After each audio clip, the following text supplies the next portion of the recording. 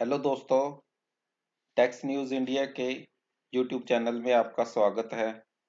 आज हम आपको दिखा रहे हैं कि new pension scheme, national pension scheme भी जिसको कहते हैं, इसमें आपका कितनी ग्रोथ होती है और कितना फंड आपको मिल सकता है और कितनी पेंशन आपको लगेगी। एक टेंटेटिव कैलकुलेशन इस कैलकुलेटर के अंदर आप चेक कर सकते हैं। हम इसके अंदर अलग अलग डिफरेंट डेट्स में आपको दिखाएंगे कि कैसे जल्दी पे इन्वेस्टमेंट शुरू करके आप कैसे अपने पेंशन फंड को ग्रोथ कर सकते हैं। तो आइए पहले एग्जांपल देखते हैं कि 18 साल की एज में अगर आप इन्वेस्टमेंट करनी शुरू करते हैं और 1,000 रुपया महीना भी लगाते हैं, तो आपकी जो इन्वेस्टमेंट 60 साल के ऊपर मेच्योर होगी तो 42 ईयर आपकी इन्वेस्टमेंट पीरियड रहेगा। और अगर आपकी इन्वेस्टमेंट 10% से ग्रोथ करती है तो आपकी जो 10% के ऊपर भी ग्रोथ करती है तो आपका कॉर्पस जो हो जाएगा वो 78 लाख के रुपीज हो जाएगा। 78 लाख रुपीज आपका कॉर्पस हो जाएगा। हालांकि आपने इन्वेस्ट किए हैं सिर्फ 5,04,000 रुपये, लेकिन 42 साल के बाद हो जाएगा वो 78 लाख। और इसके अंदर क्या है, आपको पता ही है कि 40% हमारे को कंपल्सरी एनपीएस के अंदर एन्युटी लेनी पड़ती है।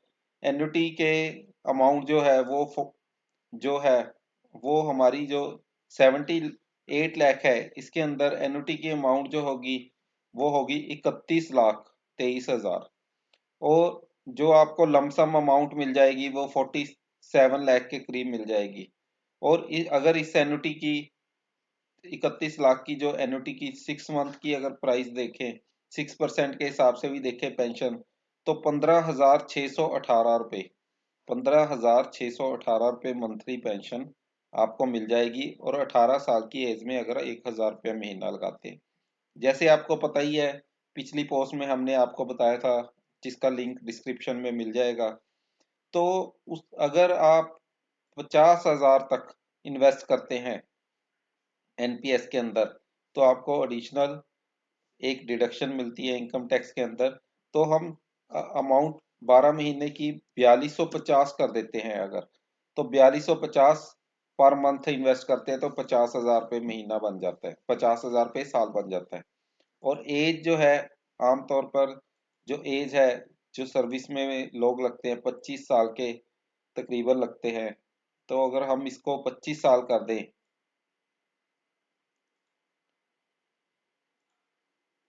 तो 25 साल की एज में अगर हमने लगे 34 साल कंट्रीब्यूशन पीरियड हमारा बन गया। और इन्वेस्टमेंट जो हमने की वो 10% रेट पर हमारी ग्रोथ करती है। एन्युटी 40% है और एक्सपेक्टेड एन्युटी परसेंट 6% है। तो अगर हम 4250 रुपये इन्वेस्ट कर पर मंथ इन्वेस्ट करेंगे, यानी कि 50,000 रुपये साल का, तो टैक्स बेनिफिट के अलावा आपका क्या आपकी कॉर्पस बनेगी और कितनी वैल्यू हो जाएगी वो हम आपको बताते हैं। टोटल इन्वेस्टमेंट आपने की 17,34,000 और कॉर्पस आपका बन जाएगा 1,46,000 के करीब। इसके अंदर आपको 40% एन्युटी लेनी जरूरी है और 60% आपको इमीडिएटली मिल जाएगा। वो 60% जो होगा वो एग्जाम्प्ट होगा इनकम टैक्स से, वो मिलेगा 88 लाख रुपीज आपकी 60 साल की एज पे। और 40% जो होगा वो आपको मिलेगा 40% होगा 58 लाख। तो 58 लाख की अगर 6% रिटर्न के बेस पर हम एनुटी देखें तो वो बन जाएगी 30,000। यानी कि अगर 4250 रुपये आप पर मंथ 34 साल के लिए जमा करवाते हैं, तो क्या है कि आपकी पेंशन जो लगेगी वो 29,000 रुपीज लग जाएगी। तो 29,000 रुपये पेंशन लगवानी चाहते हैं अगर आप, तो आपको 4250 रुपये महीना जमा करना पड़ेगा। और इसके अलावा आपको 88 लाख के करीब लमसम अमाउंट भी आपकी रिटायरमेंट के ऊपर मिल जाएगी। लेकिन अगर आप ये देखें कि अर्ली इन्वेस्ट करने से कितना ज़्यादा फर्क पड़ता है, हम 1 साल ही बढ़ाते हैं, सपोज हम 1 साल बढ़ा देते हैं इसके अंदर एज। एक 1 साल बढ़ाने से क्या होगा,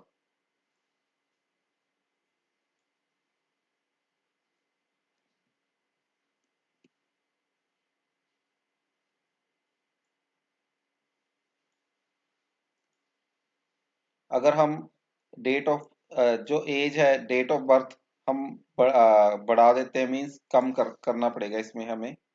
अगर हम 92 लेते हैं तो 29 साल, 29 साल की एज में अगर आप इन्वेस्ट करेंगे तो आपका कॉर्पस 1 लाख, 1 करोड़ 7 लाख के करीब ही बन पाएगा। तो जितनी जल्दी एज में आप इन्वेस्ट करेंगे उतना ही ज़्यादा आपका फंड जो है ग्रोथ करेगा। अब एक और स्टैंडर्ड हम लेते हैं जिसमें 30 साल का लेते हैं।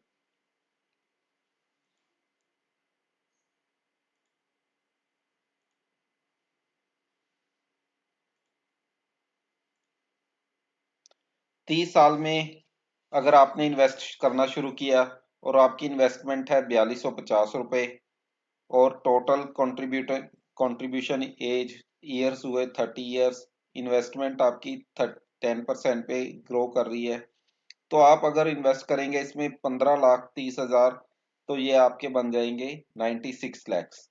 तो 96 लैक्स जो है इसका 60% आप मैच्योरिटी करवा सकते हैं, मैच्योरिटी पे आपको मिल जाएगा, और 40% की आपको एन्युटी लेनी पड़ेगी, जिसमें आपको एक्सपेक्टेड पेंशन जो है वो 19 हजार रुपये मिल जाएगी पर मंथ।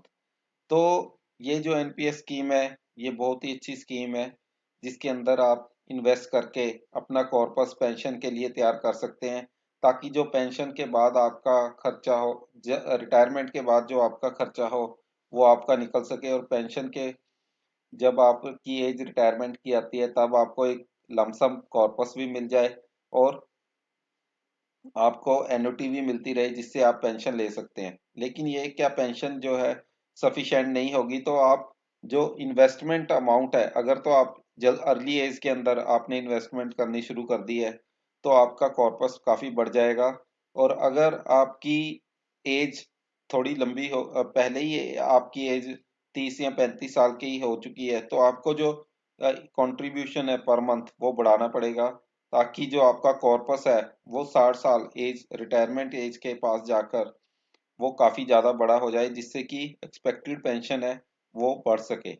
इसके अंदर जो एक्सपेक्ट पेंशन होती है उसके अंदर हम क्या है 3-4 तरीके से पेंशन ले सकते हैं, वो भी हम आपको डिस्कस करते हैं।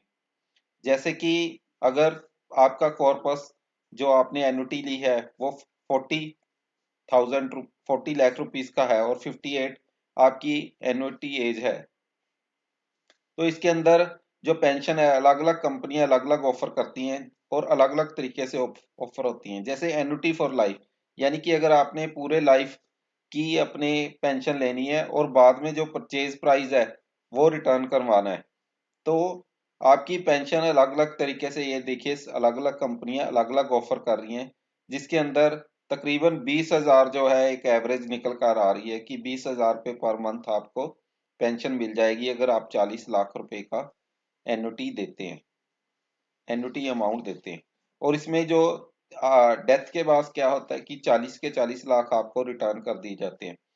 अगर आप अपने स्पाउस की भी एन्युटी लाइफ के लिए पेंशन लेना चाहते हैं तो थोड़ी इसके अंदर कम कर दी जाती है वैल्यू, और उसमें तकरीबन 1,000 रुपये आप लगा के चलिए कि 1,000 रुपये या 500 रुपये कम किया है हर एक कंपनी ने, जिसमें आपकी वाइफ को भी मिलती रहेगी पेंशन या आपके हस्बैंड को भी मिलती रहेगी, और उसके अंदर आपको बाद में परचेज प्राइस भी मिल जाएगी। तो ये चीज़ है कि जिसके अंदर हम ले सकते हैं। तो एनपीएस फैमिली इनकम है जिसमें जो भी किसी का भी डेथ पहले हो जाएगी उसके हिसाब से ये मिल जाती है। लेकिन अगर आप without return of purchase price, यानी कि आपने जब डेथ होती है बंदे की, जिसने एन्युटी ली है या उसकी फैमिली ने, फैमिली की पेंशन के बाद वो अमाउंट वापस नहीं लेंगे तो उसमें अमाउंट बढ़ा दी जाती है। जैसे इसमें हम क्या था कि एन्युटी फॉर लाइफ 20,000 थी, अगर आपने रिटर्न ऑफ परचेज प्राइस नहीं लेना तो 24,000 बढ़ के हो जाएगी, और यहाँ 20,000 थी ज्वाइंट लाइफ में, यहाँ पे 21,000 हो जाएगी। तो ये चीज होती है कि आपने डिसाइड करना है कि मुझे रिटर्न ऑफ परचेज प्राइस लेना है या नहीं।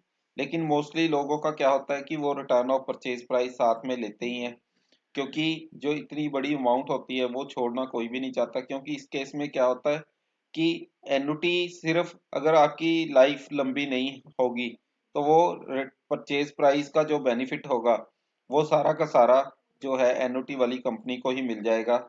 इसीलिए लोग जो है रिटर्न ऑफ परचेज प्राइस के साथ ही लेते हैं। तो ये चीज क्या है कि पेंशन पेंशन के अंदर आपको बेनिफिट मिल सकता है जो आप एन्युटी लेंगे। तो पेंशन स्कीम के अंदर एक दो एग्जांपल्स हम और देख लेते हैं। सपोज एज आपकी जो है वो 40 इयर्स हो चुकी है।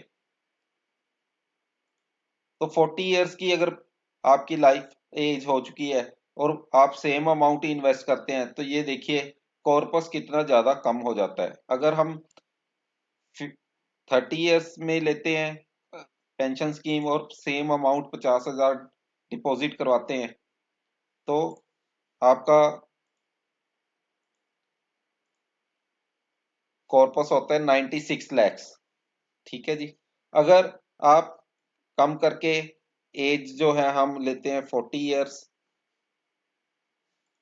तो कॉर्पस 36 लाख रह जाता है। तो ये काफी ज्यादा फर्क पड़ जाता है। हालांकि इन्वेस्टमेंट में हमारा जो है 1/3 2/3 रही है इन्वेस्टमेंट, लेकिन जो वैल्यू है वो 1/3 रह गई है। जो कंपाउंडिंग का जो बेनिफिट है वो लॉन्ग टर्म के अंदर ही होता है। जितना ज्यादा लंबा समय के लिए हम अमाउंट इन्वेस्ट करेंगे उतना ही आपको फायदा होगा। और ज्यादा लंबे पीरियड के लिए ही रिटायरमेंट प्लानिंग जो है वो अर्ली एज में ही शुरू कर देनी चाहिए ताकि जो आपकी पेंशन है वो ज्यादा से ज्यादा बन सके।